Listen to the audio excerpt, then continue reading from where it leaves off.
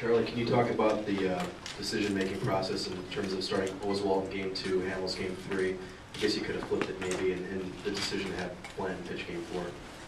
We kind of wanted to set it up the way we had it, and also it gives first 3 guys, if we go 7 games, they're going to pitch 2 games. Gives all 3 of them start 2 games, and we figure that on the 4th day, of course, you know, like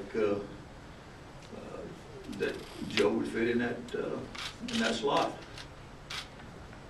Charlie, are you 100% committed to Blanton in Game 4, or might it depend on where the series is at?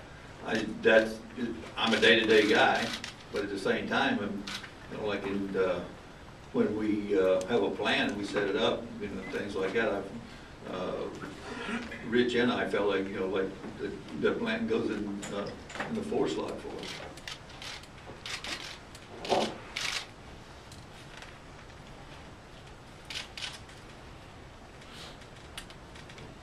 Charlie, after what Roy did in Game 1 in his first playoff start ever for himself, are you looking forward to seeing what he does in his second outing, how he could possibly top that?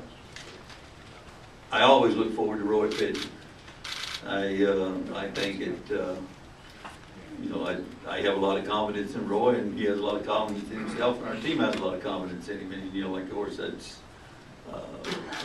you know, I've seen perfect game in a no-hitter this year. I don't know what else I can see, but if it's better now, I damn sure want to see it.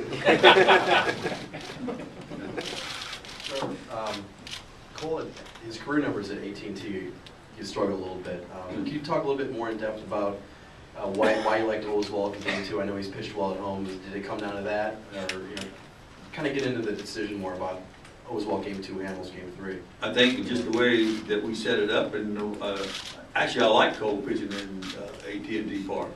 I like it because of the size of the park and everything, and whatever. I mean, I think I know one time he pitched, or twice, if I'm not mistaken. I know once he's pitched against Liskamer, maybe twice, if I'm not mistaken. And I know both times that he pitched against Liskamer, he had big games. I remember Cole had last year, for instance,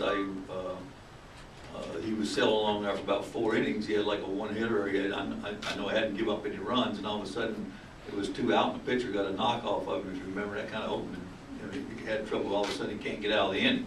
It's not like that he hasn't had some good outings there. I mean, I've seen him pitch good there, and I feel very confident with him pitching there.